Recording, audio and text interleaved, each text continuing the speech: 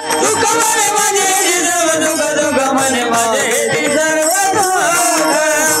दुःख मने माझे दुःख मने माझे सर्व दुःख दुःख मने माझे सर्व दुःख मने माझे दुःख दुःख मने माझे सर्व दुःख मने माझे दुःख मने माझे सर्व दुःख दुःख मने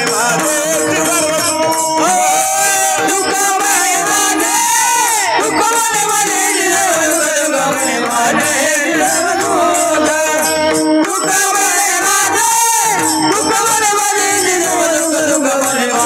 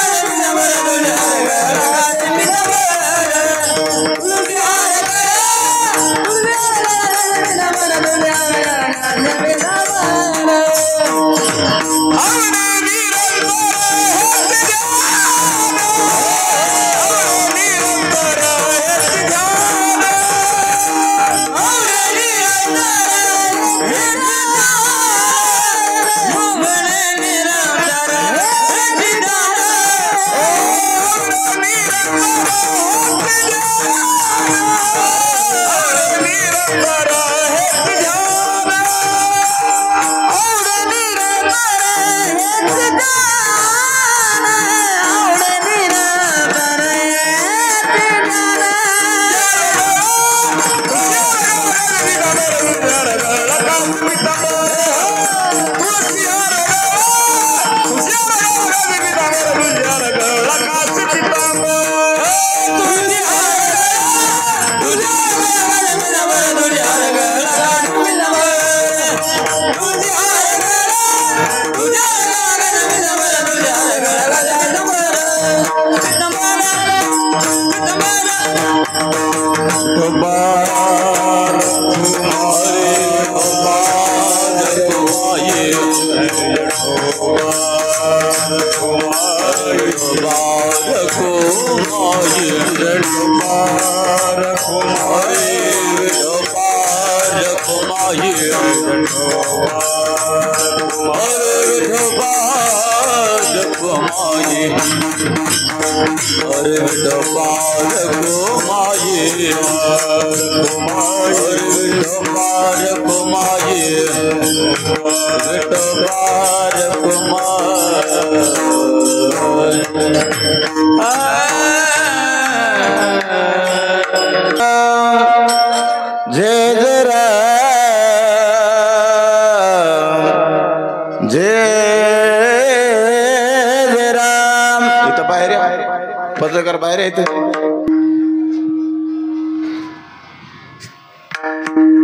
राम कृष्ण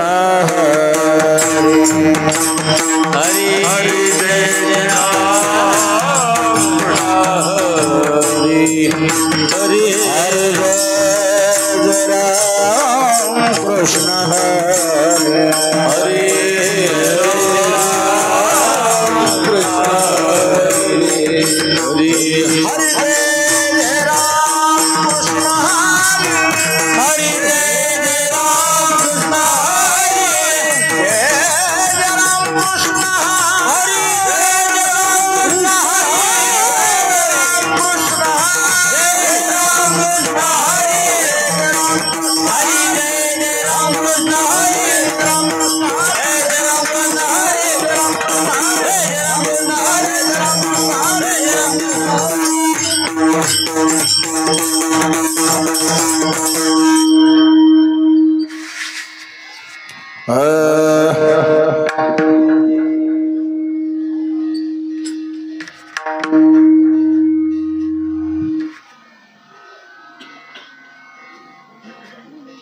रूप पाहतालो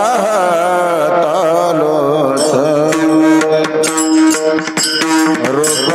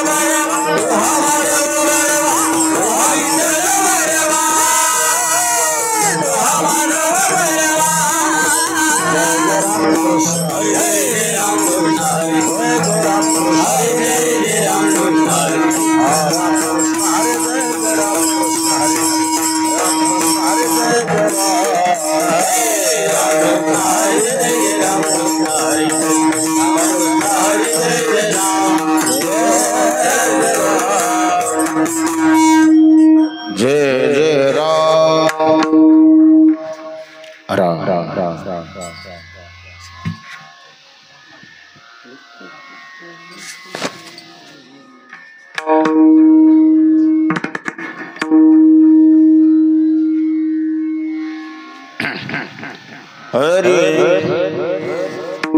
साठविला हरे जे हृदय मंदिरे जे हृदय मंदिरे जे हृदय मंदिरे साठविला हरे जे हृदय मंदिरे जे हृदय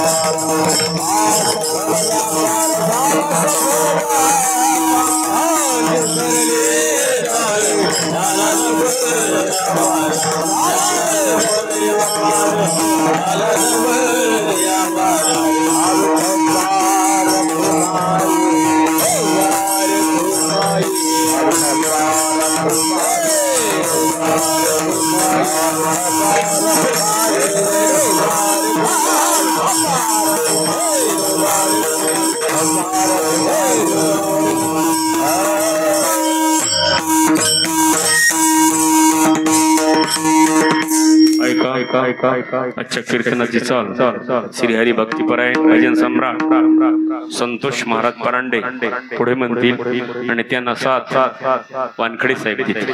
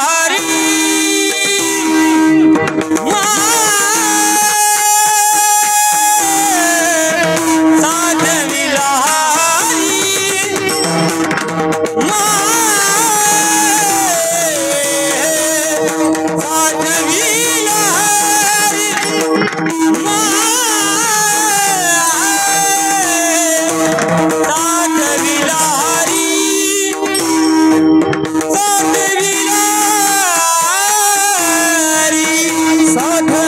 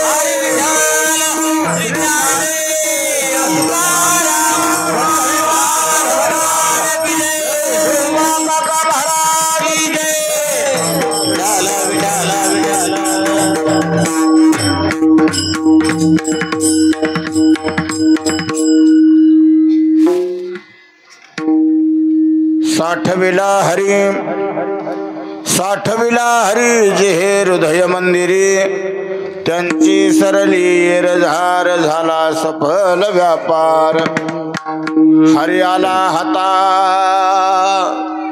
मग कैसे भय चिंता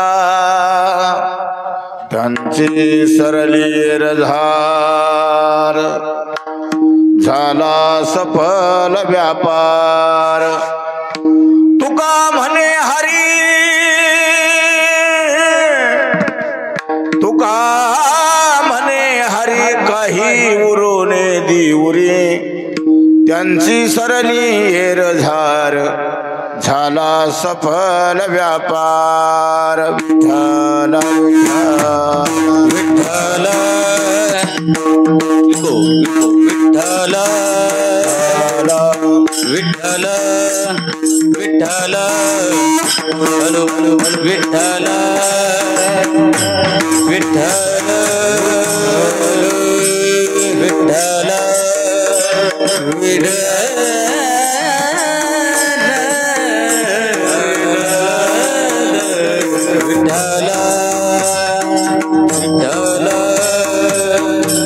विठ्ठल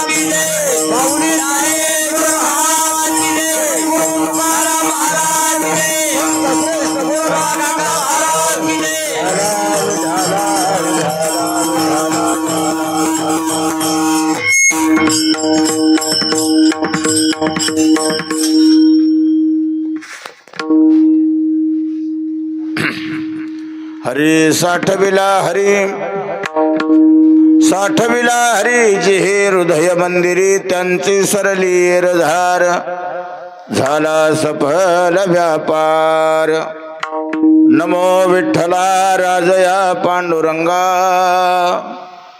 नमो रुक्मिणी माऊली ज्ञानगंगा नमो पुंडलिका नमो चंद्रभागा नमस्कार माझा रुक्मिणी पांडुरंगा पंढरीचा देव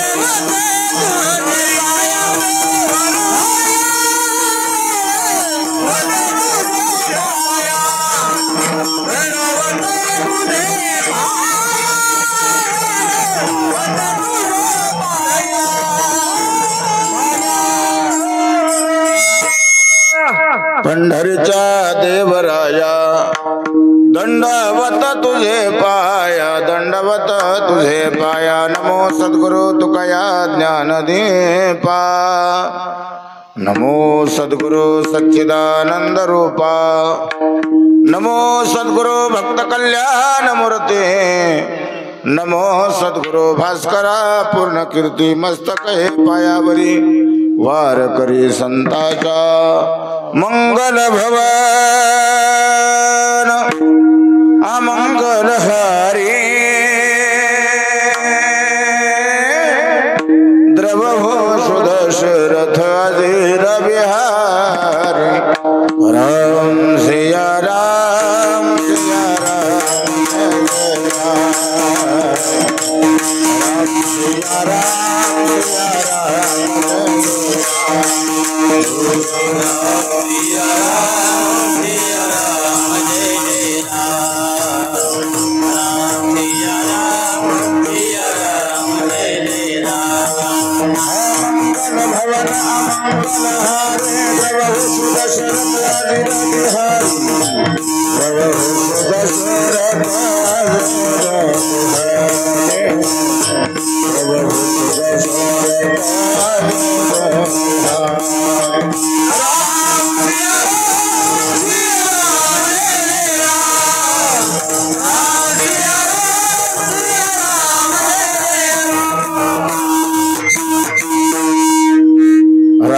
सिया राम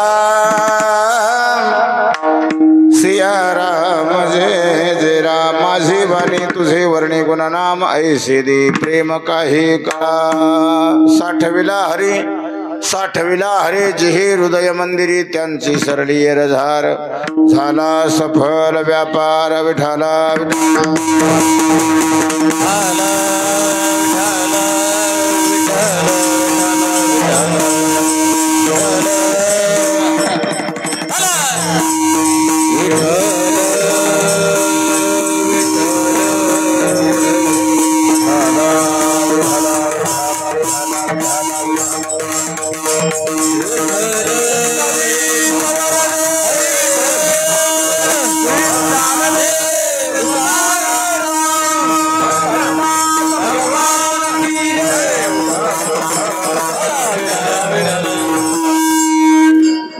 साठविला हरे जिहे हृदय मंदिरी त्यांची सरली रधार झाला सफल व्यापार सज्जन हो माय बापा हो प्रस्तुत प्राप्त प्रसंगी चिंतन करण्यासाठी निवडलेला भंग जगतवंत महासाधू वैराग्याची मूर्तिमंत पुतळे देहू निवासी सदैव कुंटवासी जगद्गुरु तुकोबराय यांचा आजच्या प्रसंगाला साजणारा गोड चिंतनीय 4 चरणाचा भंग आहे. विठाला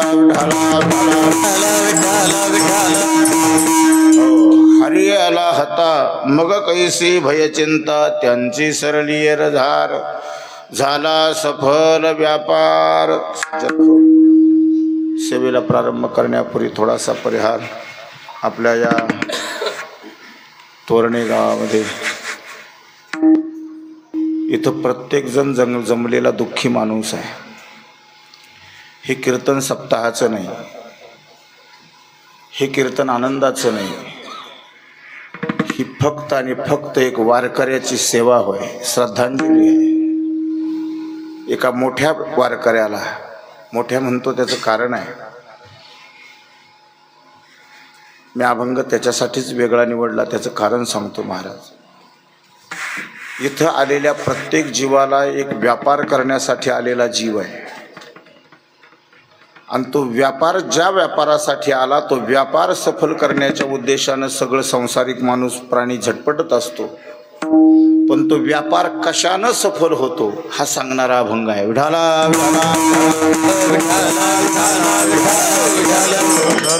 महाराज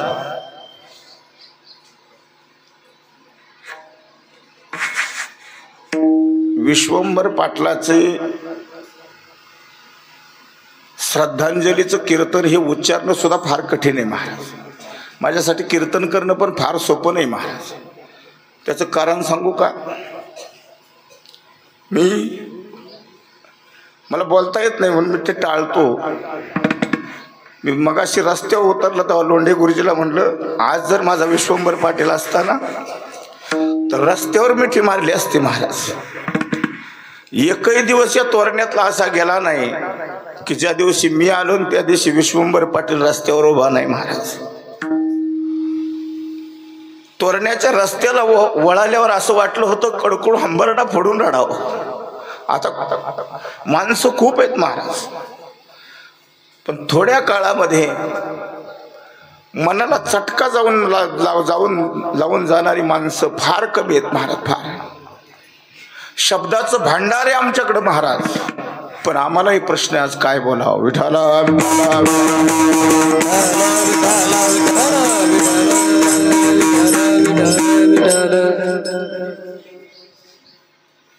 विश्वंभर पाटील गेले. काही माणसं महाराज समाजात अशी होऊन गेली की त्यांच्या फक्त आणि फक्त आठवणीने सुद्धा रडायला येते. फार माणसं आहेत महाराज समाजात अशी. आमचे तुकोबाराय म्हणतात, गेले दिगंबर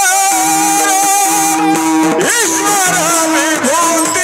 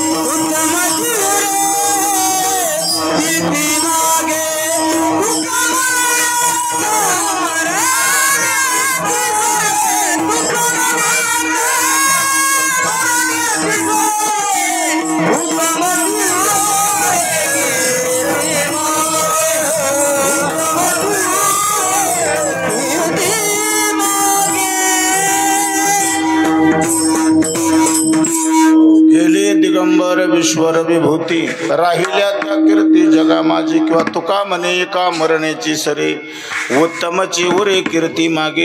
महाराज माणसं जातात महाराज, पण दोन प्रकारची कीर्ती आहे. एक उत्तम कीर्ती आहे आणि एक अधोगतीची कीर्ती आहे.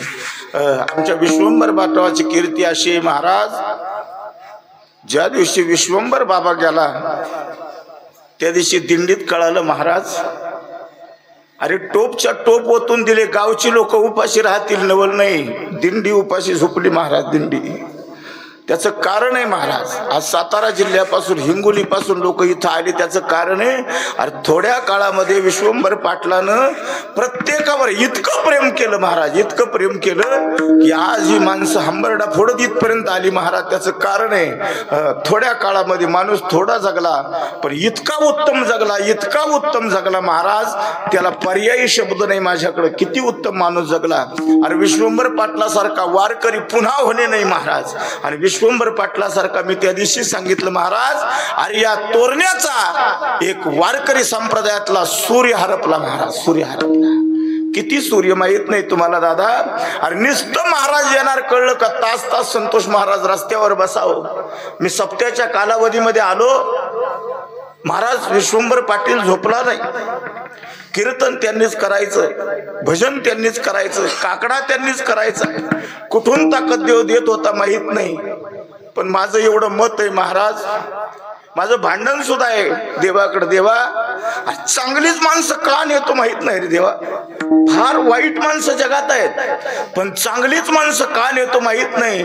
पण एक सांगतो दा, जो आवडे सर्वाला तोची आवडे देवाला. जी सगळ्याला आवडणारी माणसं असतात महाराज. विश्वंभर पाटलाचा तोरण्यात कोणी दुश्मन आहे का, शत्रू आहे? अरे एकही नाही महाराज, तोरण्यात नाही, अख्ख्या जिल्ह्यात नाही, कुठं निर्विवाद असणार आमचा विश्वंभर पाटील. आज ऐकतात ते वरून महाराज. पण खरं सांगू का, अरे विश्वंभर पाटील गेला हे माईक दृष्टीनं तुम्हाला दुःख आहे, पण विश्वंभर पाटलानं आपल्या आयुष्याचं सोनं केलं माबा, सोनं केलं. त्यांचा व्यापार सफल झाला. ते ज्या कारणासाठी आले ना इथं, तो व्यापार सफल झाला. त्याचं कारण सांगतो महाराज. अरे वारीच्या रस्त्यावर आम्ही महाराज आहे, पण आम्ही कुठं मरल याची गॅरंटी नाही. आपण गायक वादक आहेत, आपण रात्रंदिवस भजन करतो, आपल्याला कुठं मरल येईल माहीत नाही. अरे पण प्युअर वारकरी आयुष्यातला होऊन गेला की ज्यानं वारीच्या रस्त्यावर आपला देह ठेवला. विठाला विठाला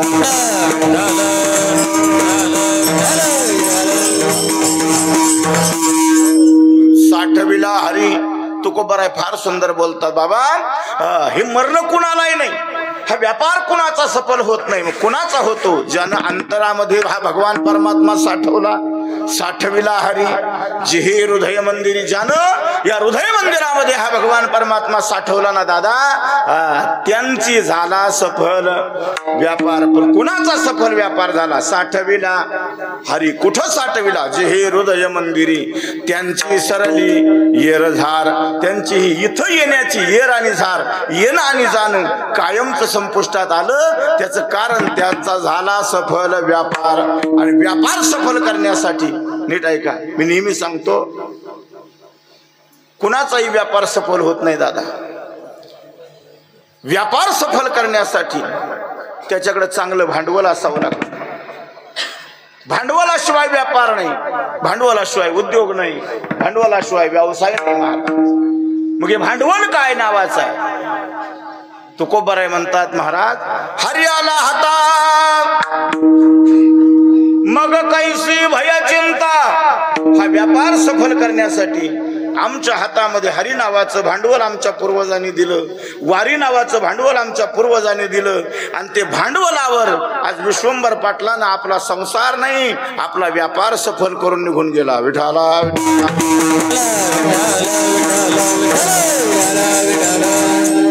हरियाला हाता मग कैसी भय चिंता. अरे आता भीती नाही आणि आता चिंता सुद्धा नाही. माणसाला जगण्याची चिंता आहे आणि मरणाची भीती आहे. काय म्हणलं मी? माणसाला भय पण आहे आणि माणसाला चिंता पण आहे. इथं बसणाऱ्या प्रत्येकाला भीती आहे आणि प्रत्येकाला चिंता आहे. पण चिंता जगण्याची आहे आणि भीती मरणाची आहे. कशाची चिंता? कशाची आहे? जगण्याची चिंता आहे. आणि भीती कशाची आहे? मरणाची भीती आहे. पण मरणावरही विजय मिळवून काही माणसं जातात, त्यांचा झाला सफल व्यापार. पण महाराज किती जरी तुम्ही सांगितलं तर एक प्रश्न शेवटी अनुत्तरित राहतो. काय प्रश्न आहे? तर जन्म मृत्यूला कारण कर्म आहे. काय म्हणलं मी? जन्म मृत्यूला कारण कर्म आहे. मग त्याचं काय? तुकोबाराय म्हणतात, तुका म्हणे हरी. अरे काही उरोनेदी उरी. वारकऱ्याच्या जीवनामध्ये कर्माची होळी केली जाते. ज्या दिवशी वारकरी त्या पंढरीच्या दिशेने पाऊल टाकतो ना, त्या दिवशी त्याच्या आयुष्यातल्या कर्माची होळी करून तो फक्त आपल्या अंतरामध्ये त्या भगवान परमात्म्याला साठवत असतो. म्हणूनच त्याचा व्यापार सफल होतो, असा या अभंगाचा गोड अर्थ आहे. विठाला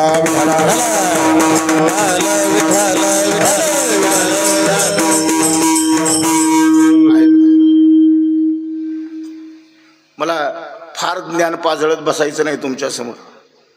मला फक्त त्या पाटलासाठी सेवा करून तासभरात जायचे. ऐका गाड्या, 3 मुद्दे तुमच्या समोर मांडतो.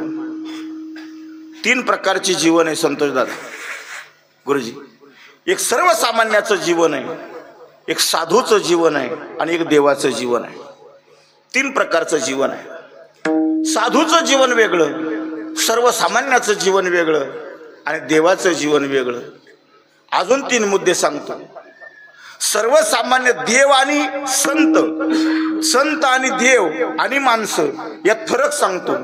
संत दिसायला जरी माणसासारखे असले तर महाराज म्हणतात, संत नवती जगा माणसाच्या संत नवती जगा माणसाच्या सारी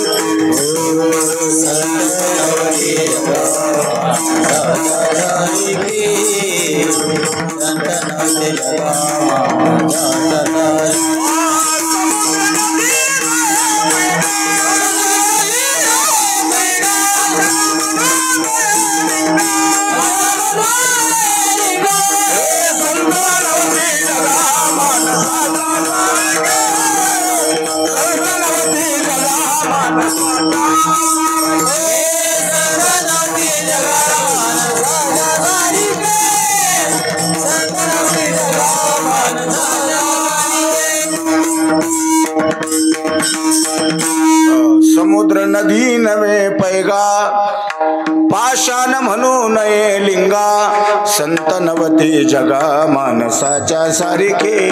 अरे समुद्राला नदीची उपमा चालत नाही, नदीला समुद्राची उपमा चालत नाही. अरे पाषाण लिंगाला पाषाण म्हणता येत नाही.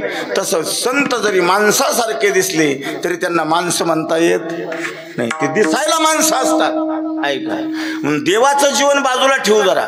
दोनच गोष्टी सांगतो, एक साधूचं जीवन आहे आणि एक आपलं जीवन आहे. पण दोन्हीतला फरक सांगतो ऐका. आपल्याला यावंच लागतं.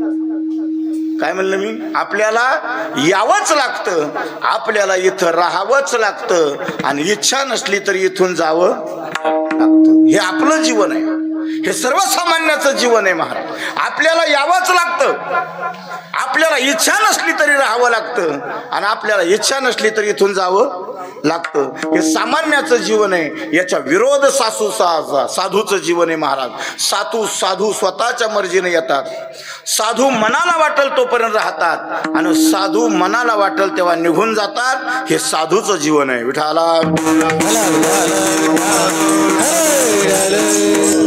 आपल्याला यावंच लागतं, साधू स्वतःच्या मर्जीने येतात.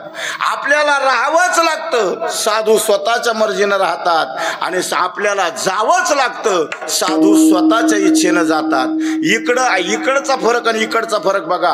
आपल्याला यावंच लागतं, राहावंच लागतं आणि जावंच लागतं. याच्यासाठी 3 कारणं शास्त्रकार सांगतात. पहिलं कारण आहे कर्म, दुसरं कारण आहे पाप आणि तिसरं कारण आहे वासना. या तिन्ही कारणानुसार आपल्याला यावंच लागतं, आपल्याला राहावंच लागतं आणि आपल्याला इच्छा नसली तरी जावं लागतं. मला सांगा, आता इथं 5, 50, 100 जण बसले, आपल्यापैकी कोणाला जावं वाटते का? नाही वाटत. अरे मरण कोणाला आवडत नाही, पण मरण कुणाला चुकत नाही, पण मरण कोणाच्या बापाला सुद्धा चुकत आवडते का? मरण साधं मर म्हणलेलं माणसाला आवडत नाही का? आवडते.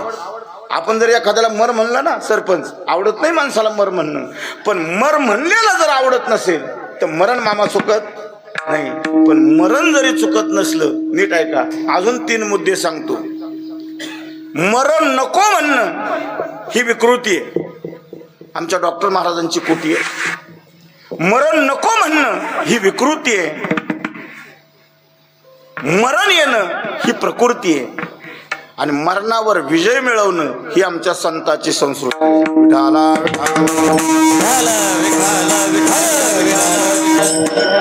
काय म्हणलं मी? मरण नको म्हणणं ही विकृती आहे आणि त्याच्यासाठी बऱ्याच जणांनी प्रयत्न केला महाराज. तुम्हाला माहितीतलं नाव सांगतो. हिरण्यकश्यप, कोणाला नाव माहित नाही, त्यानं ब्रह्मदेवाला प्रसन्न केलं महाराज आणि त्यानं सांगितलं, ब्रह्मदेवा मला मरण नको. ब्रह्मदेवाने सांगितलं, तू ज्ञानेश्वरी वाचली नाही का?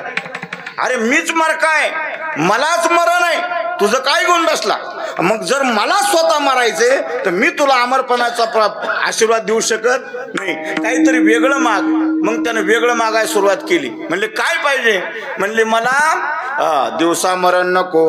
ब्रह्मदेवाने सांगितलं, तथास्तु. रात्री नको, तथास्तु. खाली नको, तथास्तु. वर नको, तथास्तु. आसराने नको, तथास्तु. शस्त्राने नको, तथास्तु. अरे खाली नको, वर नको, पशुकडून नको, पक्षाकडून नको. आणि ती एवढी ते ब्रह्मदेवाचा पिय म्हणे, अहो बंद करा ना, ती यादी लांबायला लागली. ब्रह्मदेव म्हणला, काळजी करू नका, माझा बाप एवढा समर्थ आहे, यानं किती मागण्या मागू द्या, त्याला मधी बसून चिरतात का नाही बघा. नाही कळलं तुम्हाला? अरे त्या हिरण्यकश्यपूने एवढ्या मागण्या मागितल्या पण तरी सुद्धा त्याला मरावं लागणं. मरण नको म्हणणं ही विकृती आहे. मरण कोणाला नको महाराज? मरण आपल्याला कोणालाच नको, पण मरण येणार नाही का? आज विश्वंभर पाटील आपल्यात नाही, उद्या एक दिवस आपल्याही नावाचं एखादं कीर्तन प्रवचन होणार आहे महाराज. एक दिवस सांगणाराही जाणार आहे आणि एक दिवस ऐकणारा सुद्धा जाणार आहे. येथे उरून नाही आले अवतार, येथे उरून नाही आले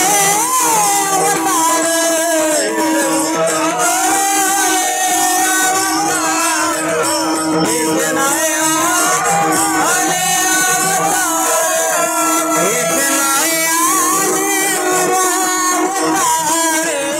येथे उरून नाही आले अवतार, येथे नाही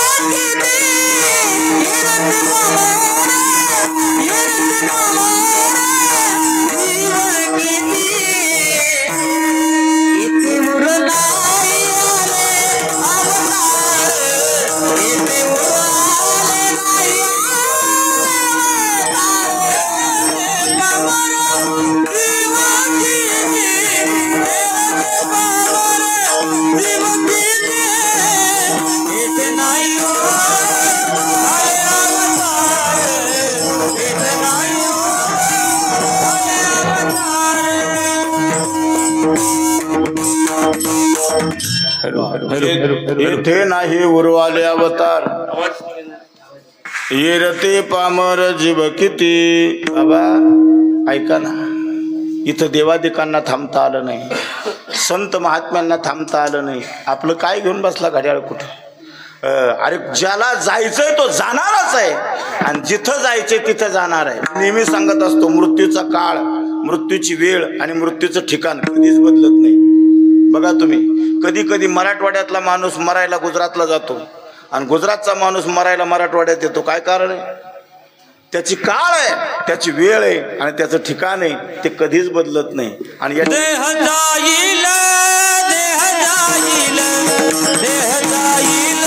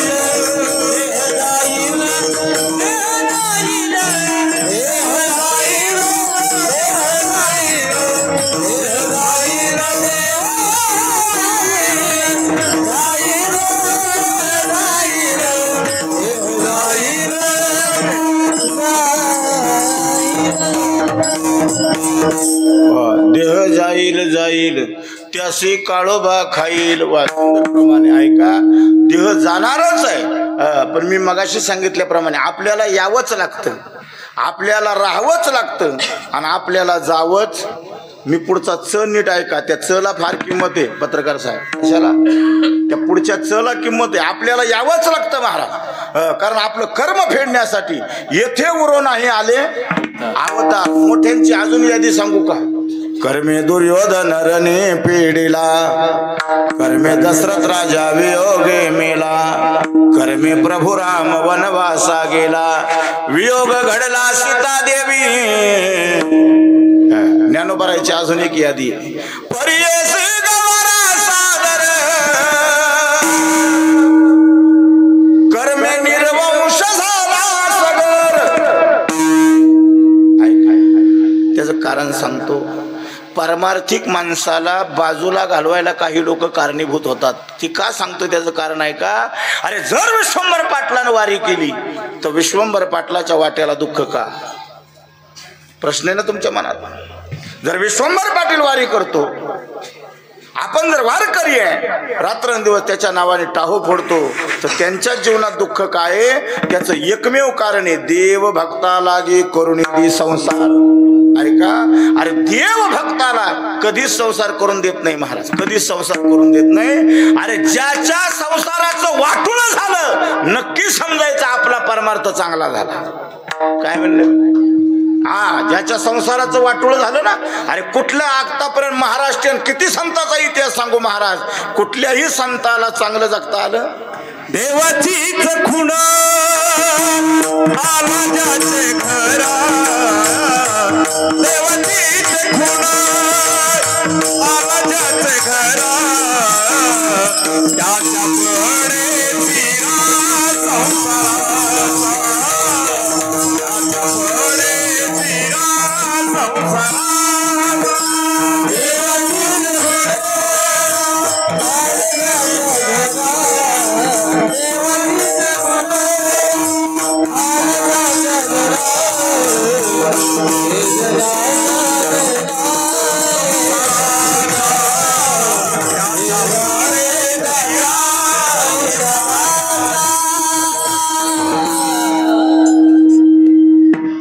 समय सूचकपणाचं प्रमाणे.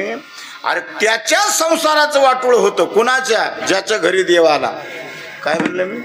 तो देव ज्याच्या घरी येतो ना, त्याचा संसार नीट नाही गुरुजी, त्याच्या संसाराचं वाटोळच आहे.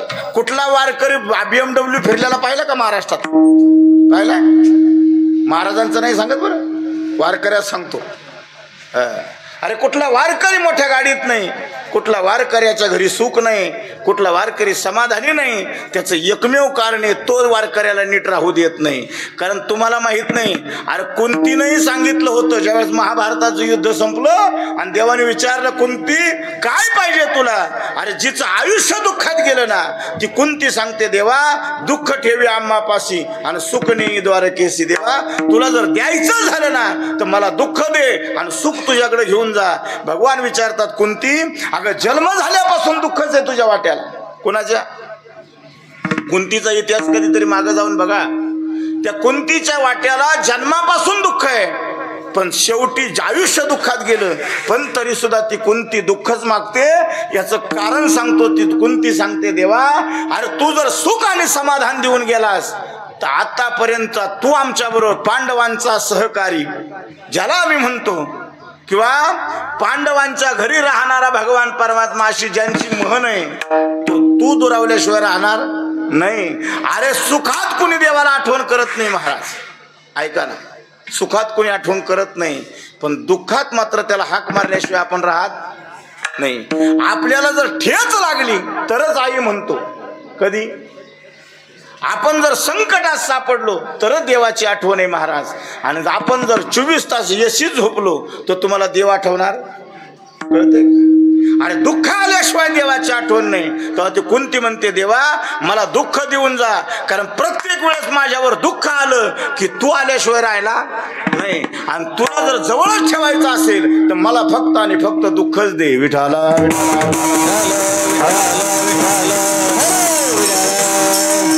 आणि आपल्याला प्रश्न आहे महाराज, कर्म आपलंच आहे, आपल्याच कर्मानं आपला जन्म आहे, आपल्याच कर्मानं आपलं राहणं आहे आणि आपल्याच कर्मानं आपलं जाणं. केले कर्म झाले केले कर्म झाले केले कर्म झाले केले कर्म झाले बदले मेरे ऐसे बदले मेरे ऐसे कितनी हरि मुक्ति गाता हरि मुक्ति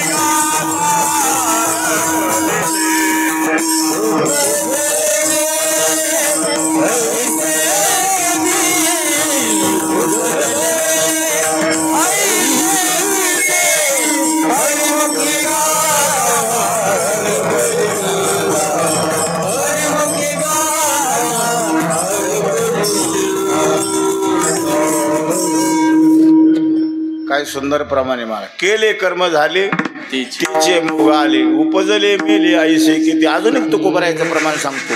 भोगतो न घडे संचिता वाचून करावे ते मनी समाधान. महाराज आपल्या जीवनात येणारा भोग हा आपल्याच कर्मावर अवलंबून आहे. मग अशी एक प्रमाण देऊन गेलो मी महाराज.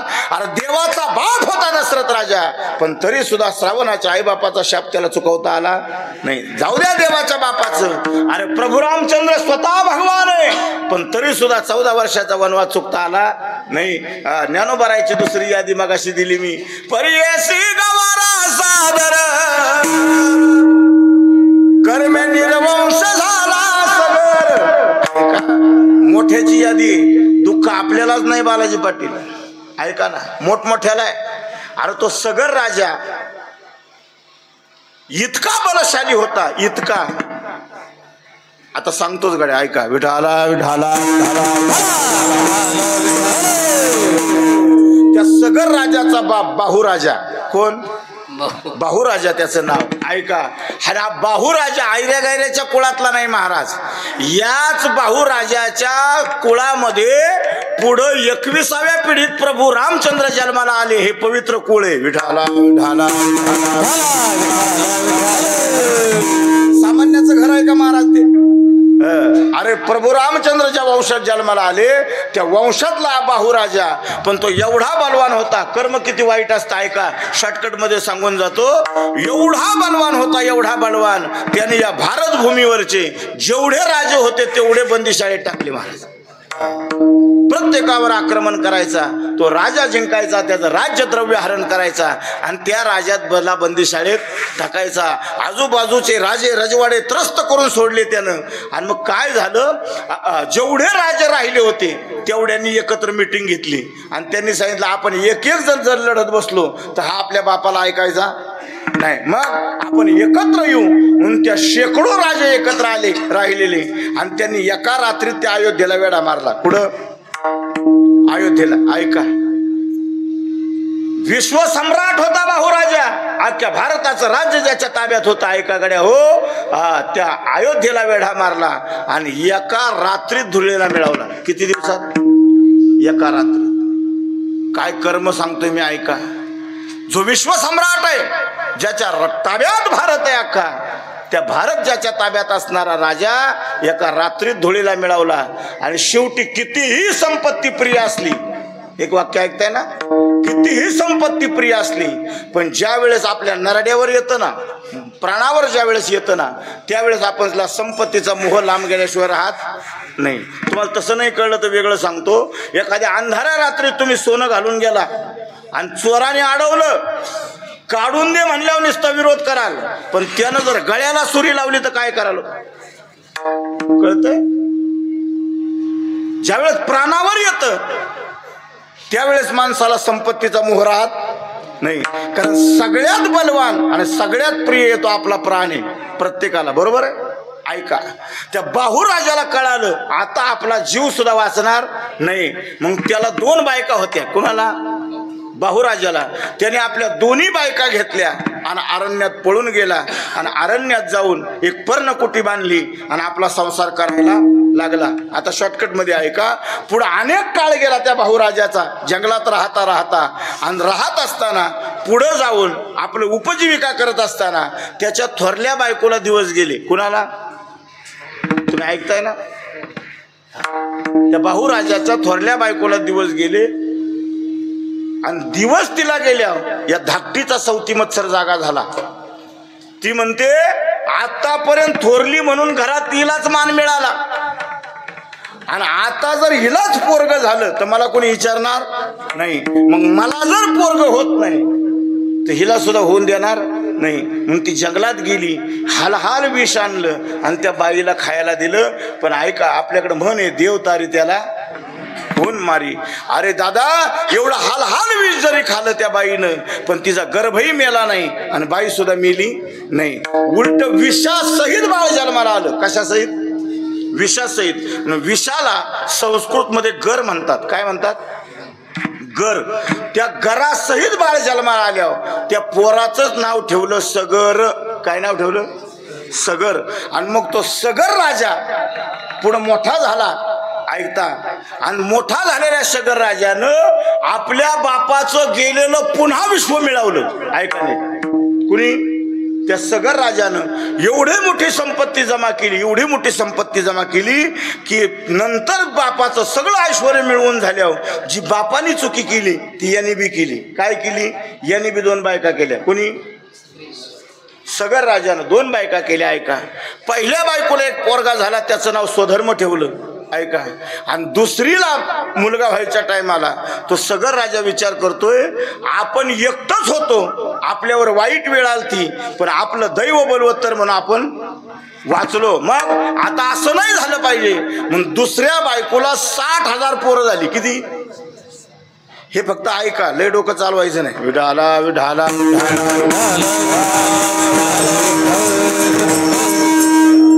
60,000 पोरं झाली महाराज. आणि मग 60,000 पोरं ज्याच्या घरी असतील तो किती रगीला असलो? प्रामाणिकपणे सांगा. अरे आपल्या घरात एखाद्याच्या घरी जर 4 पोरं पैलवान असतील ना साई महाराज, किती? 4 पोरं, तो बाप असं छाताड काढून गावात चालतो. कुणाच्या जीवा? 4 गठ्ठे जर घरात असले, 4 पहिलवान पोरं जर घरात असली ना तर बाप गावात कुणाला ऐकत नाही. किती पोराच्या जीवा? 4. मग ज्याच्याकडे 60,000 पैलवान पोरं होती ते कुणाला ऐकत असेल? पुन्हा विश्व निर्माण केलं त्यानं. आणि नीट ऐका, त्यानं विश्वविजयासाठी मृत्यूलोक जिंकला. आता स्वर्गावर आक्रमण करायचं आणि स्वर्ग सुद्धा जिंकण्यासाठी त्याने अयोध्येमध्ये एक यज्ञ आरंभ केला. आणि यज्ञ आरंभ केल्यावर पूर्वीची प्रथा यज्ञाची नीट आहे का, आता यज्ञ राहिला नाही, पूजाही राहिली नाही, पाठही राहिला नाही. असं म्हणतात पूर्वी यज्ञ चालू झाला का त्या यज्ञाचा एक घोडा सोडायचे पृथ्वी प्रदक्षिणाला, आणि तो पृथ्वीची प्रदक्षिणा करून जोपर्यंत घोडा येत नाही तोपर्यंत यज्ञ चालायचा. कशाची प्रदक्षिणा करायची? पृथ्वी प्रदक्षिणेची. मग तो घोडा सोडला, यज्ञ चालू झाला, पण इंद्राची खुर्चीवर हलायला लागली. ऐका, तो इंद्र विचार करतोय जर याचा यज्ञ पूर्ण झाला तर माझं इंद्रपद गेल्याशिवाय राहणार नाही, मग याची पूजाच होऊ द्यायची नाही. म्हणून त्यानं काय केलं, तो यज्ञाला सोडलेला घोडा धरला आणि गंगासागरला कपिल मुनीच्या आश्रमात नेऊन बांधला. विठाला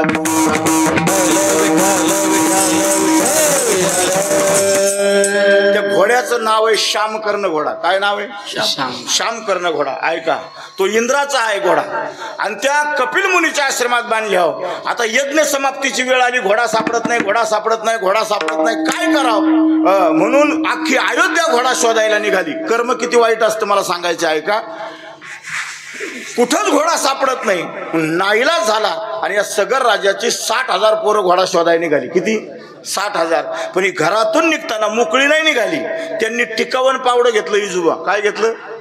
टिकाव पावडा. आता तुम्ही म्हणाल बुवा घोडा शोधायचा आणि टिकाव पावड्याचा काय संबंध आहे? त्यांनी विचार केला जर पृथ्वीवर घोडा सापडत नाही याचा अर्थ कोणीतरी पाताळात नेला. म्हणून या सगर राजाची 60,000 पोरं 7 दिशेला विभागली गेली. ऐका, आणि त्यांनी पाताळात कोणी घोडा नेला का काय म्हणून जमीन उकरायला सुरुवात केली. काय केली? जमीन उकरायता. त्या सगर राजाच्या पोरांनी इतकी जमीन उकरली, इतकी जमीन उकरली, इतकी जमीन उकरली की त्या जमिनी उकरण्यामध्ये 7 समुद्राची निर्मिती झाली. किती? कोणी जर प्रश्न विचारला गणेश दादा समुद्राची निर्मिती कशी झाली तर हे त्याचं उत्तर आहे. विठाला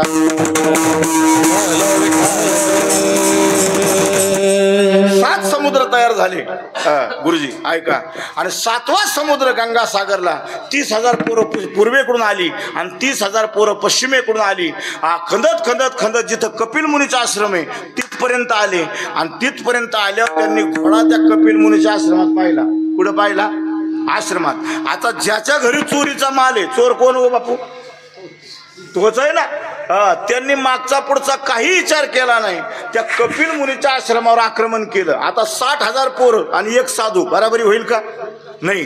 पण त्या कपिल मुनीच्या आश्रमामध्ये एक कामधेनू नावाची गायी होती. ऐका, त्या गायीच्या सहकार्यानं त्यांना लाखो सैन्य निर्माण केलं. पण या सगर राजाची पोरं एवढी बलवान होती महाराज, त्यांनी लाखो सैन्य मारलं आणि एवढं सैन्य मेलेलं पाहून कपिल मुनी हा शंकराचा अवतार. कुणाचा?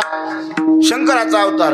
त्याने आपला 3रा नेत्र उघडल्याबरोबर सगर राजाची 60,000 पोरं, इकडे बघा, एका जाग्यावर जळून राग झाली. काय झाली? राग झाली. अरे 60,000 पोराचा बाप होता, पण दिवा लावाय सुद्धा कोणी घरात राहिलं नाही महाराज. नीट आहे का? दिवा लावाय सुद्धा कोणी राहिलं नाही. एका क्षणात त्याची राग झाली. आता तुम्ही म्हणाल अरे 60,000 पोरं ज्याची, एक पोराला काटा टोकला तर काय दुःख होतं बघा आपल्याला. अरे आपला एक माणूस गेल्यावर काय दुःख आहे आपल्याला बघा. ज्याची 60,000 पोरं एका दिवशी एका क्षणात जळून मेली असतील, त्या बापाला किती दुःख असेल याला विचार कधीतरी. 60,000 पोरं महाराज, एक नाही, अर्धा नाही, 2 नाही, 10 नाही, 60,000 पोरं मिली महाराज. आता ती 60,000 पोरं एकाच दिवशी जळून का मिली सांगू का नको? आम्हा ऐका, कर्म इतकं सूक्ष्म असतं महाराज, इतकं सूक्ष्म आपल्याला कळत नाही. आपल्या हातून पुण्य होतंय का आपल्या हातून पाप होतंय आपल्याला कळत नाही. आपल्याला वाटतंय आपण वारीत चालतोय, पण वारीत चालू नये आपण पुण्यच करेल याची गॅरंटी. अरे क्षणाक्षणाला वारीमध्ये पाप घडते रे आपल्या हातून. आता पापाचे अनेक प्रकार आहेत, मला सांगत बसायला इथं सप्ताह नाही. मला सांगायचं आहे तुम्हाला, आपल्या हातून पुण्य करताना कधी कधी पाप होतं आणि पाप करताना कधी कधी पुण्य. त्या सगर राजा आदल्या जन्मी ऐका एक शुद्ध ब्राह्मण कुळात जन्माला आलता आणि ब्राह्मण कुळामध्ये यज्ञ करत असताना यज्ञाच्या पूर्ण आहुतीला बघा, तुम्ही तुमच्याकडे यज्ञ कुठं झाला असेल ते पूर्ण आहुतीला ब्राह्मण मंडळी नारळ सोडतात यज्ञात. पाहिलं का तुम्ही देशमुख साहेब?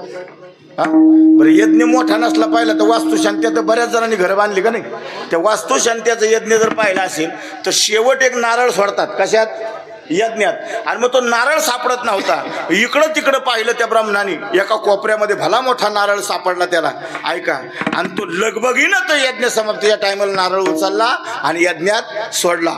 मार्कंडेय शास्त्रकार म्हणतात त्या नारळाला मुंग्या लागल्या होत्या. काय लागल्या होत्या? मुंग्या. आणि त्याचं गणित शास्त्रकारांनी सांगितलं त्या 60,000 मुंग्या होत्या. किती?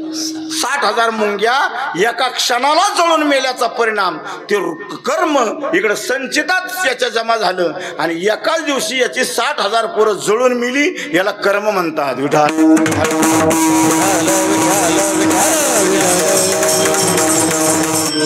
मग एवढं सूक्ष्म कर्म घेऊन जर एवढं मोठं दुःख पदरात पडत असेल, बरं मला सांगा इथं बसणाऱ्यांपैकी जो सुखी आहे त्याने हात वर करा बरं. हा, माझ्या सकट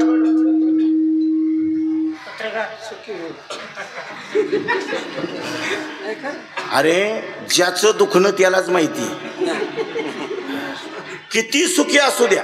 हा, एक जणाला झोप येत नव्हती. ऐका, आणि ते झोप येत नव्हती म्हणून ते डॉक्टरकडे गेलं. डॉक्टरला म्हणले, डॉक्टर साहेब मला झोप येत नाही, गोळी द्या. त्यांनी गोळी दिली. आता डॉक्टरचं एक विषय सांगतो. डॉक्टर 3 स्टेपमध्ये औषध देतात. फर्स्ट, सेकंड आणि थर्ड असं 3 स्टेप असतात. डॉक्टर हायर औषध लगेच देत नाही. जर सिंपलनी नाही फरक पडला तर मग त्याचा डोस वाढवतात. असं त्याने 3 डोस देऊन पाहिले पण त्याला झोप आली नाही. डॉक्टर म्हणे आता माझे उपाय संपले, आता तुम्ही एखादा देवधर्म बघा बाबा, एखाद्या चेड्याला बघा. म्हणजे आता काय पर्याय नाही त्याला, मग औषध संपलं. मग ती निराश झाला गडी. त्याला वाटलं आता आत्महत्या केलेली बरी. त्याचं कारण सांगतो. सगळ्यात तुम्हाला आनंद देणारी गोष्ट आहे ती म्हणजे फक्त झोप. तुम्ही झोपेमुळंच सुखी आहे. काय म्हणणं तुमचं, कळतं का नाही? झोप जर माणसाला नसेल तर माणूस जगू शकत नाही. माणसं एवढा सुख आणि दुःख याचा जर समतोल करायचा असेल तर सगळ्यात मधला दुवा म्हणजे झोप आहे. काय? झोप आहे. मग ते असा निराश झाला आणि निघाला. आणि निघता निघता रस्त्याने एक साधू दिसला. त्याने सांगितलं, साधू वा, मी आता आत्महत्या करायला लागलोय, मला काहीतरी आशीर्वाद द्या, कारण पुढल्या जन्मी तरी मला चांगली झोप यावी. ते म्हणे, का तू आत्महत्या करतो? ते म्हणे, मला झोप येत नाही. ते म्हणे, माझ्याकडे एक औषध आहे. काय औषध आहे? म्हणले, तू आता इथून जा, तुला डॉक्टरनी फरक पडला नाही ना, ऐका नको पडू दे, माझ्याकडे एक औषध आहे. म्हणजे काय औषध आहे? तू एकच काम करायचं, ज्याला झोप येते त्याचा शर्ट घालून झोपायचं. तुम्ही ऐकताय ना? ज्याला झोप येते त्याचा शर्ट घालून झोपायचं. ते पळत डॉक्टरकडे गेलं. डॉक्टर साहेब, तुमच्या मेडिकलमध्ये औषध नाही पण मला औषध सापडलं म्हणे.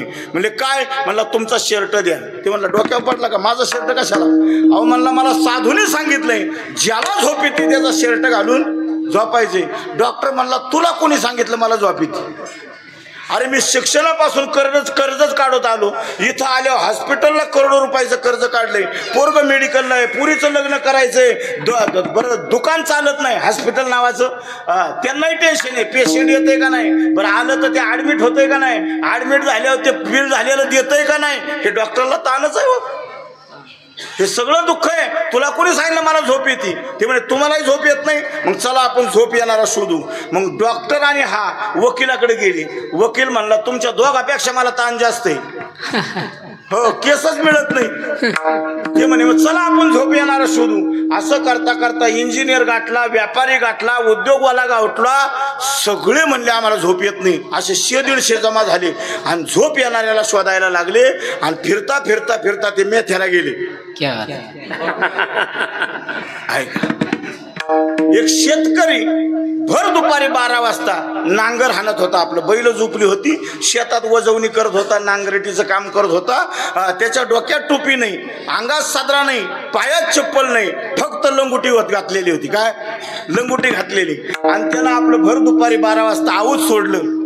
आणि तेव्हा ही मंडळी 10-5 तिथं पोचली. आऊत सोडलं, बैलाला वैरण टाकली, पाणी दाखवलं, झाडाखाली येऊन बसला बांधावर असणाऱ्या.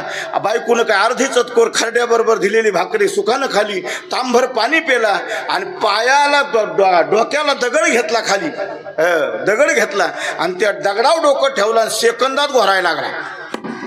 आणि ही 50 जण म्हणे, बाबा बाबा म्हणे, आपल्याला सापडला म्हणे, झोप येणारा सापडला.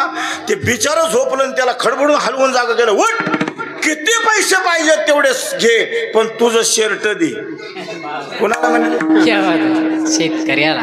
ते म्हणला तुमचं काय डोळे आहेत का नाही? अरे मला जर शर्ट असतं तर मी लंगोटी फिरतो का? अरे मग तुला झोप येते ना? ते म्हणलं अरे मला झोप येते पण मला शर्ट नाही. तुम्हाला 100 शर्ट आहे पण तुम्हाला झोप येत. कळलं असलं तर घ्या, बाकीचं सोडून द्या.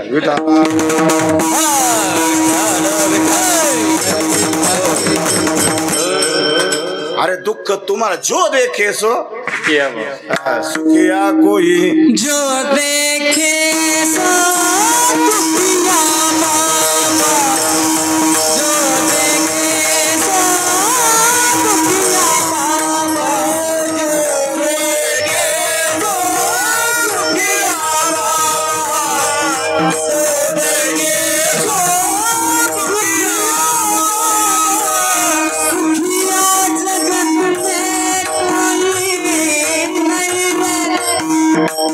राजा दुखिया, प्रजा दुखिया, दुखिया बैरागी, दुखिया बैरागी, जो देखे सो दुखिया बाबा, जो देखे सो दुखिया बाबा,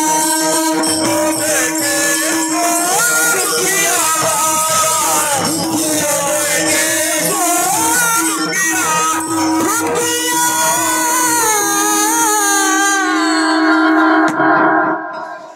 जो देखे सो दुखिया बाबा, सुखिया कोई नाही रे. ऐका, याचा एकच अर्थ आहे, आपल्याला यावंच लागतं, आपल्याला राहावंच लागतं आणि आपल्याला जावंच लागतं. याच्या उलट साधूचं जीवन बघा. ते स्वतःच्या मर्जीने येतात. पहिलं उदाहरण आहे तुकोबाराय. अरे तुकोबाराय आले नव्हते, देवानं पाठवलं होतं महाराज. नीट ऐका, देवाने सांगितलं तुकोबाराय जा, तुम्हाला भजन करायचंय, भंडारा फिरायचा आहे, भामचंद्र फिरायचा आहे, गोरड्या फिरायचा आहे, गाथा लिहायचा आहे, खाली जा. तुकोबाराने सांगितलं जाणार नाही देवा. तू जर एक कबुली देत असलास, हे बघ ते गाडग्यावाले मडक्यावाले तसलं मला जमत नाही. तू जर स्वतः मला न्यायला येणार असेल तर मी जातो. आणि देवाकडून लेखी करार करून घेतला आणि मग नामा सोडून वैकुंठाला आला कनकाईचा पोटा.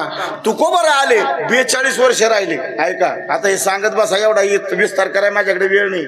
42 वर्ष आयुष्य जगले. किती वर्ष? 42 वर्ष महाराज. 42व्या वर्षी माझे तुकोबराय गेले. मी त्या दिवशी सांगितलं. 22व्या वर्षी माझ्या ज्ञानोबरायने संजीवन समाधी घेतली. फार जगली नाही माणसं ही. एक शास्त्रकाराचं मत सांगतो, एक इंग्लिश शास्त्रकाराचं मत आहे, long life is heavy burden. काय म्हणलं मी? आता इथं सुशिक्षित पोरांना कळलं असेल मी काय म्हणतोय. Long life is heavy burden. दीर्घ आयुष्य हे सगळ्यात मोठं ओझ आहे. विठाला विठाला.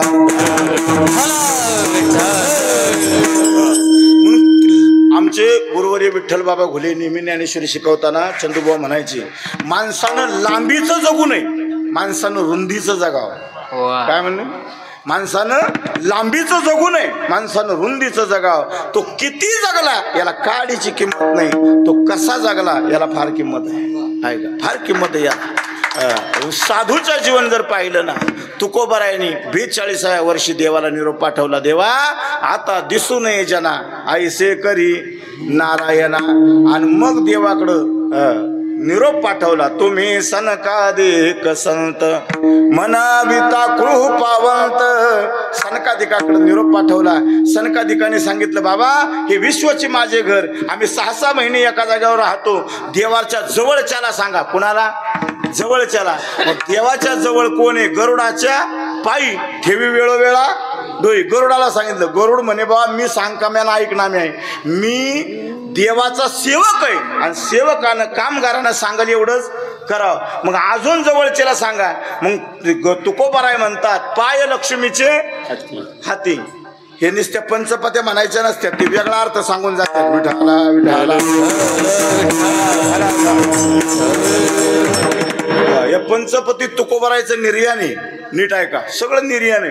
ते तुकोबाराय म्हणतात, पाय लक्ष्मीचे हाती. लक्ष्मीला जा. लक्ष्मी पण म्हणते मी बायको आहे. कोण आहे? देवाची. बायको आहे. आणि बायकोनं नवऱ्याला झोपेतून उठवायचं नसतं. काय म्हणलं मी?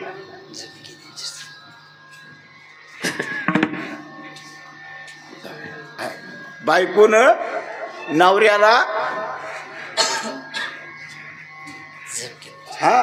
चेष्टा नाही महाराज, तुम्हाला माहित नाही, आता आठवलं म्हणून सांगतो. रामायणामध्ये एक लोपामुद्रा नावाची स्त्री आहे. लोपामुद्रा नाव आहे, रामायणातला प्रसंग आहे. त्या लोपामुद्रानं सूर्याला 3.5 तास थांबवलं होतं नवऱ्याच्या झोपेसाठी. किती तास? 3.5 तास. आपली 3 मिनिटं सुखाने जगून द्याय ना आपल्याला. विठाला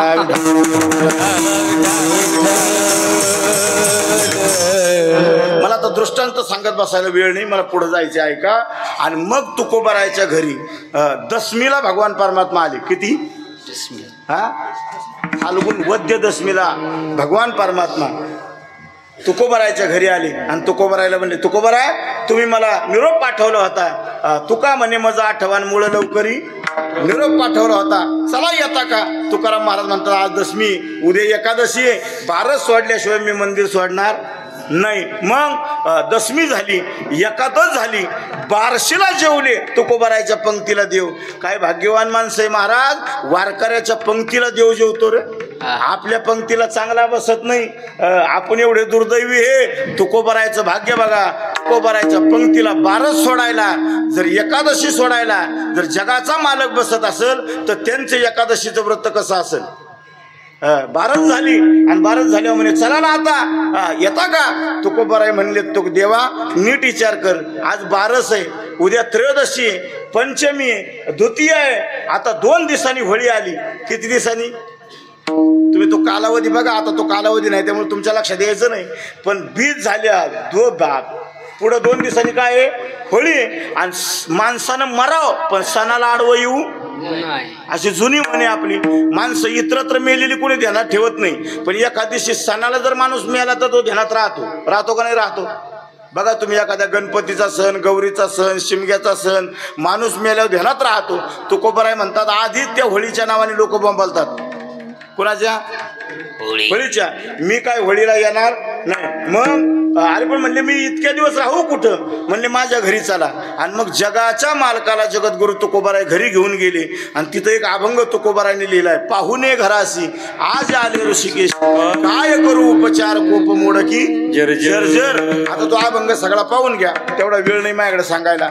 आणि मग मात्र द्वितीयाच्या दिवशी आपल्या सकाळी उठले, देवपूजा झाली, स्नान संध्या झाली. आणि बायकोला सांगतात आवले चल वैकुंठाला येते का? ती तुकोबारायची बायको होती. ती म्हणली माझ्या भावानं कालच येलेली मसा आणून दिली, अजून नीट खरूच केला नाही, तुमच्याबरोबर कुठं बोंबलत वैकुंठाला येऊ? आता मला सांगा, जर तुकाराम महाराजाच्या बायकोला वैकुंठ कळालं नाही, आपल्या महाराजाच्या बायकोला वैकुंठ कळलं होय? नाही ना बा. तुकाराम महाराजाची बायको आहे तिला वैकुंठाचा तपास नाही. गावाला सांगतात अरे चला ना येता का तुम्ही? लोक म्हणली नाही येणार. तुकोबाराय म्हणतात बाबा वाडा वेळ झाला,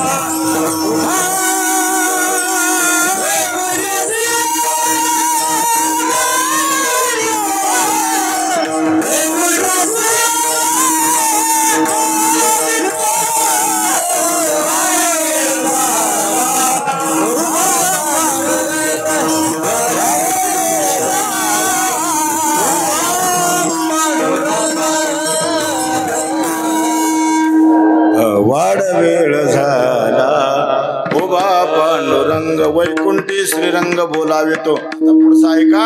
अरे जगाचा मालक पिवळा पितांबर काय सगळी झळकना गरुडावर बैसोनी माझा कैवारी आला. अरे जगाचा मालक जगाचा बाप तुकोबरायला न्यायला आलाय. ऐका गड्या हो, देव गरुडावर बसलेला आहे. कुठं? गरुडावर. आणि तुकोबरायला हात देतात. देव तुकोबराय चला. मला काय सांगायचं नीट ऐका. चला तुकोबराय. आता देवानं गरुडावर, गरुड बारीक नाही महाराज. गरुड म्हणजे तुम्ही चित्रात पाहता तेवढा गरुड नाही. गरुड भलाडे खूप मोठा आहे तो गरुड. आणि उंचावर देव गरुडावर बसले. हात मग दिलाय, पण वर चढणाऱ्याने हात जरी दिला असेल तर ज्याच्यावर चढायचे त्याला पाय लावा लागतो. कळते का? ज्याच्यावर चढायचे. आता ह्या पायरी चढता येत नाही, मोठी पायरी असेल, वर उभं राहणाऱ्याने हात जरी दिला पायरीला पाय लावल्याशिवाय वर जाता येते नाही. तसं गरुडाला पाय लावायचा आहे. वर कसं जाणार त्याच्यापेक्षा? पण गरुड देवाचं वाहन आहे. गरुडाला आपला पाय लागू नाही. मग करायचं काय? तुकोबरायच्या निर्वाणाला 33 कोटी देवता आलती. नीट आहे का? तुकोबराय वैकुंठ गमनाला 33 कोटी देवता हात जोडून उभ्या होत्या. अरे देव तुकोबरायच्या निर्याणाला हात जोडून उभे होते. नवल नाही, जगाला खाणारा काळ, जगाला भीती दाखवणारा काळ तुकोबरायच्या समोर वाकून नतमस्तक होता. त्या काळाला तुकोबरायने सांगितलं, काळा इकडे. काय? खाली वाक. कुणाला वाकावलं? काळाला, यमाला खाली वाकवलं. गरुडाला पाय लागू नये म्हणून यमाला खाली वाकवलं आणि यमाच्या माथ्यावर पाय दिला तुकोबरायने. कशावर? जगा काळ खाय आम्ही माथा दिला.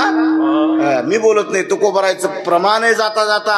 अरे जगाला जो काळ खातोय, जगाला जो संपवणारा काळ आहे, त्या काळाच्या माथ्यावर संतांनी पाय दिला. जगा काळ खाय आम्ही माथा दिला पाय. आणि मग काळाच्या माथ्यावर पाय देऊन तुकोबराय गरुडावर स्वर झाले. नीट ऐका. आणि मग तो तुकोबराय म्हणतात, वाढ वेळ झाला उभा पांडुरंग वैकुंठी श्रीरंग बोलावितो. एवढंच नाही, अंत काळी विठो आम्हासी पावला कुडी सहित झाला गुप्त तुका. अरे एका सेकंदात त्या गरुडानं भरारी घेतली आणि एका सेकंदात भगवान परमात्मा आणि तुकोबराय दिसानसे झाले. दिसानसे झाले. तुकोबराय म्हणतात, अरे ही जी संत मंडळी, जगाला संपवणारा काळ आहे. मगाशी मी सांगितलं, भीती आणि चिंता. चिंता जगण्याची आहे आणि भीती मरणाची आहे. हा मरणाची भीती दाखवणारा काळ, मरणाला तुम्हाला भेगडवणारा काळ, तुमच्या डोक्यावर उभा थैथै नाचणारा काळ जगाला भीती दाखवतो. पण तोच काळ आमच्या साधू संतांसमोर हात जोडून उभा आहे. त्याचं काय कारण आहे? अभंगाचं पहिलं चरण.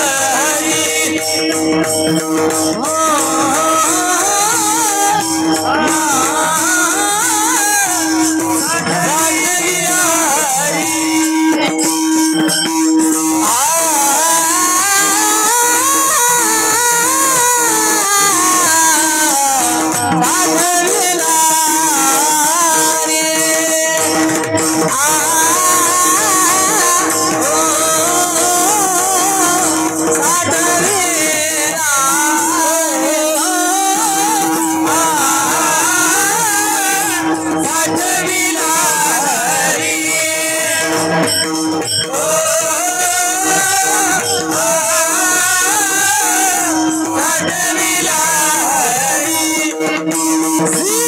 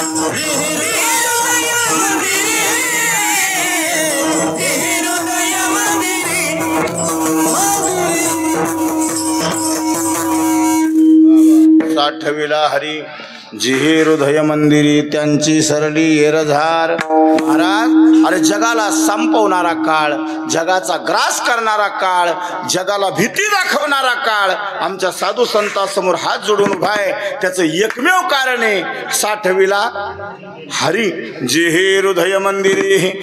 कशाला म्हणतात साठविला हरी? ऐका कडे अनेक हजारो दृष्टांत देता येतील, माझ्याकडे तेवढा वेळ नाही. पण जाता जाता एक सांगतो. त्या जटायूला त्या रावणानं फसवून त्याचं मरण विचारलं. सगळ्यांना दृष्टांत माहिती, मी त्यात वेळ घालवणार नाही. त्यानं प्रामाणिकपणे सांगितलं माझ्या पंखात माझं मरण आहे. कशात? पंखात. जटायूने सांगितलं रावणा तुझं कशात आहे? त्यानं सांगितलं माझ्या अंगठ्यात आहे. कशात आहे? अंगठ्यात. त्याला माहिती होतं अंगठा पकडायला जटायू आल्यावर आपल्याला पंख उपटता येतील, म्हणून जटायूनं झडक मारली अंगठ्यावर. यानं 2 पंख वरचे वर उपटून टाकले. रक्तबंबाळ केला जटायू. रावण निघून गेला शॉर्टकट मध्ये सांगतो. आणि पाठीमागून आलेल्या रामानं जटायूचं मांडीवर डोकं घेतलं. ऐका कुणाचं? जटायूचं. माणसाचं नाही, वारकऱ्याचं नाही, पक्षाचं. डोक्यावर मांडीवर डोकं घेतलं आणि त्या जटायूच्या मुखातून रामनामाचा ध्वनी चालू आहे. त्या जटायूला भगवान म्हणतात जटायू ऐक ना, अरे तुला सोन्याचे पंख लावतो. कशाचे? रडू नको, तू वाईट वाटून घेऊ नको, मी सोन्याचे पंख लावतो आणि तुला जीवदान देतो. जटायूनं सांगितलं देवा अरे मी सोन्याचे पंख मागायला रडत नाही, मी मरणार आहे म्हणून रडत नाही. मी का रडतो ऐक. अरे मी किती भाग्यवान आहे, मरताना माझं डोकं जगाच्या मालकाच्या मांडीवर आहे. मरताना माझं डोकं जगाच्या मांडीवर, मालकाच्या मांडीवर आहे. असलं मरण मला सोन्याचे पंख दिलेस तरी येणार नाही आणि तू मला जीवदान दिलंस तरी पुन्हा मी मरताना तू माझ्या समोर असशील याची गॅरंटी नाही. आज मी भाग्यवान आहे. अरे जगाच्या मालकाच्या मांडीवर माझं डोकं आहे. आणि एवढंच नाही, अरे जगाचा मालकच देवा तू मला मरताना मला जवळ घेतोय, याच्यासारखं मला दुसरं मरण नाही. ऐका गड्या हो, मरतात तर सगळीच, पण माझ्या ज्ञानोबारायच्या सोहळ्यात, माझ्या गुरुबा काकाच्या सोहळ्यात मरण्यासारखं भाग्य नाही. काय म्हणतो? मरणासारखं भाग्य नाही. आपण मागूनही ते मरण मिळणार नाही, मागूनही ते मरण मिळणार नाही. अरे लाखो समाज चालतो देशमुख साहेब, मरण त्या रस्त्यावर कुणाला नाही. मरण त्यालाच आहे ज्याचं त्या रस्त्यावर भाग्य आहे, ज्याचा परमार्थ चांगला आहे, ज्याने भगवान परमात्म्याला हृदयामध्ये साठवला ना, त्यांची सरली येरझार झाला सफल व्यापार. विठोबा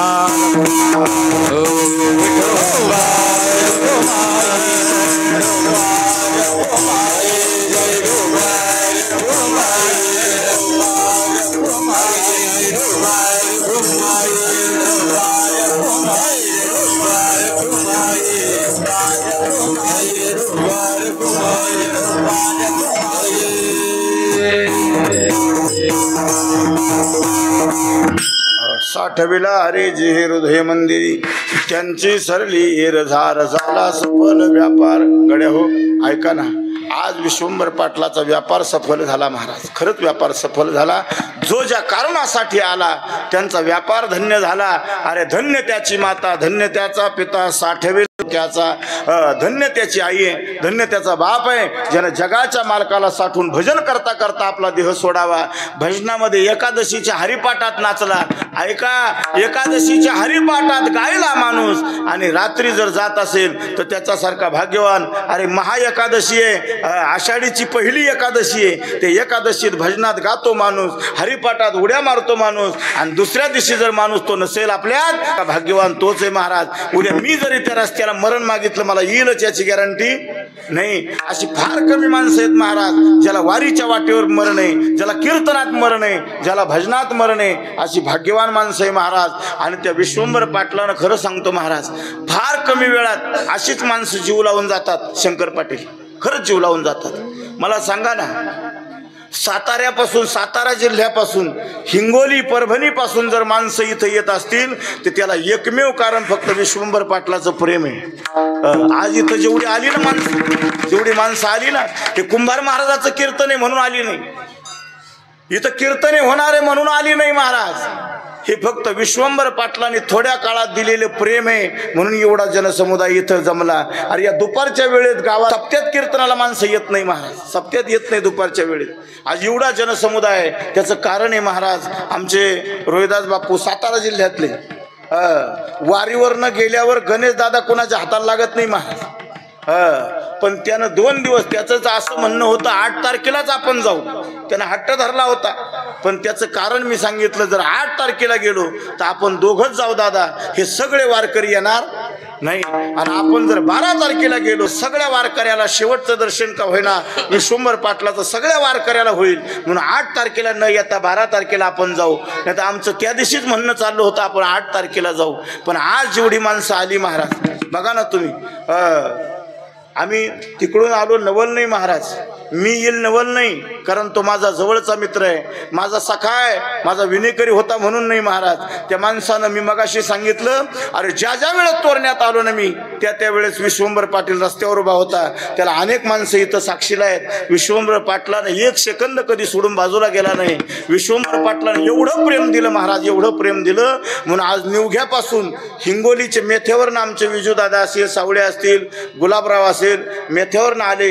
इकडून निवग्यावरनं आमचे बंडूपंत दादा, चंदूबू आहेत, हे संतोष महाराज, केशव महाराज, देशमुख साहेब, सुभाष महाराज, ही सगळी मंडळी, पत्रकार आहेत, पतंगे साहेब आहेत, एवढी सगळी माणसं हे लांबून आली. त्याचं काय मेव कारण आहे? आज कीर्तनासाठी नाही, आज विश्वंभर बाबाच्या प्रेमासाठी माणसं आली. कोणासाठी? प्रेमासाठी आली. आमचे तालंगचे सरपंच आहे, आज रमेश मस्के आले नाही, पण त्या घरच्या माणसात त्याचं तळमळते मन. तुम्ही तिथं गेला, मला येता आलं नाही. आमच्या मेथेची लोक आहेत, निवग्याची आहेत, तालंगची आहेत, हस्तऱ्याचे आहेत, येळमची आहेत, ही सगळी महाराज मंडळी, आमचे उमेश दादा आहे, ही सगळी महाराज मंडळी. अमोल महाराज या ठिकाणी आज आहे. किनवटवरनं आमचे केंद्रे मामान मामी आली महाराज. सकाळी 7:30 वाजता मोगाळीत हजर येते. किती वाजता? 7:30-8 वाजता. ती निघाली किती वाजता असतील विचार करा. ही सगळी माणसं तर आलीच आली. आमच्या निवग्याच्या संगीता वहिनी असतील, त्यांच्या सगळे सहकारी, आमची पुष्पाताई असेल, या सगळी मंडळी का आली महाराज? थोड्या काळामध्ये विश्वंभर पाटलांनी लोंढे गुरुजी फार प्रेम दिलं. किती प्रेम दिलं? फार प्रेम दिलं. आमच्या ही माणसं, काही माणसं माणसात रडत नाही महाराज.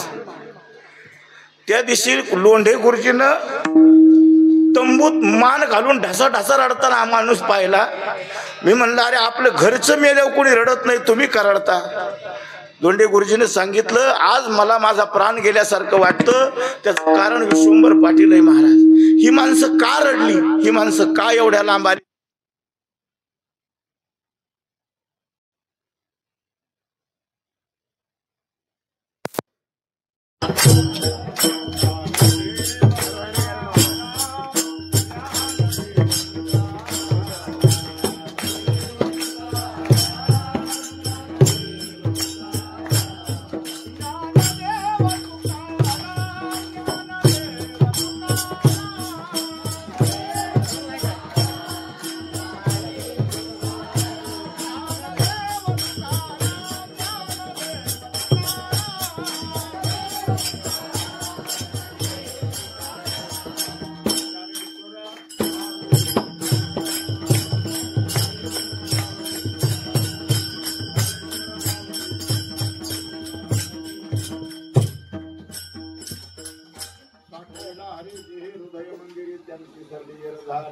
झाला सफल व्यापार हरियाला हाता मग भय जनता त्यांची सर्दी एरधार. झाला सफल व्यापार तुका म्हणे हरी, तुका म्हणे हरी काही उरलेली उरी, त्यांची सर्दी एरधार. झाला सफल व्यापार. सज्जन हो, जाता जाता पुन्हा एकदा सगळ्यांचं दर्शन घेतो. आणि इथं सर्व उपस्थितांचं पुन्हा एकदा खूप लांबून लांबून लोक आली. त्याच्यामध्ये आमच्या लोंढेताई असतील, माझी धर्मपत्नी आहे, खूप लांबून महाराज खूप प्रेम ताईंचं दोघीचं. तिनं हट्ट धरला होता, मला जायचं आहे. नुसतं इथं काय फिरायला आली नाही माणसं महाराज, पण इथं येईपर्यंत एक मनाचा वेगळा भाव होता. की आज विश्वंभर पाटील इथं तोरण्यात रात्रीच मी पहिली दिवस असा असेल महाराज की मोगाळीला मुक्कामी गेलो पण तोरण्यात आलो नाही, तोरण्याच्या फाट्यावरनं गेलो महाराज रात्री, पण इकडं पाय करायची सुद्धा ताकद झाली नाही, कारण जो आत्तापर्यंत माझी वाट पाहणारा माणूस आज माझ्यासमोर नाही. मी फार किती दुःख आहे तुम्हाला मी शब्दात नाही सांगू शकत, पण तरीसुद्धा आले देवाजीच्या मनात येथे कोणाचे चाले ना. या न्यायानं सगळी इथं असणारे आणि एवढ्या धावपळीच्या काळामध्ये तुमचं सर्वांचं काम चालू असताना सुद्धा या तोरणेकर ग्रामस्थांनी खरंच आम्हाला इथं ही बोलण्याची संधी दिली, सेवा करण्याची संधी दिली, कारण तुम्ही जर नियोजन केलं नसतं तर आम्ही बाहेरून येऊन काही केलं नसतं. म्हणून विठ्ठल पाटील आहेत, आमचे बालाजी पाटील आहेत, ग्रामस्थ मंडळी सगळी आहेत या तोरण्याची. अनेक आता सगळ्याची नावं घेत नाही. पाटलांचा हे शंकरनी दवाखान्यामध्ये खूप सेवा केली महाराज, खूप सेवा केली. शंकर असेल, किसन असेल, ते आमचे दुसरे काका काय नाव त्यांचं, लखोजी पाटील, जखोजी पाटील, खूप सेवा केली महाराज दवाखान्यामध्ये त्यांनी. कारण ही माणसं शंकर तर 24 तास त्यांच्याबरोबर उभा होता. आमचा किसन असेल, विठ्ठल पाटील असेल, हे सगळ्या मंडळींनी इथं खूप मोठं योगदान दिलं. आमचे गोविंदराव असतील, सगळ्यांचा नाम उल्लेख करणं शक्य नाही. सिस्टीमवाले दादा सगळ्यांना धन्यवाद देतो आणि माझ्या वाणीला विराम देतो. चाल म्हणायची नको ना? नाही. विठ्ठल जय जय विठ्ठल, जय जय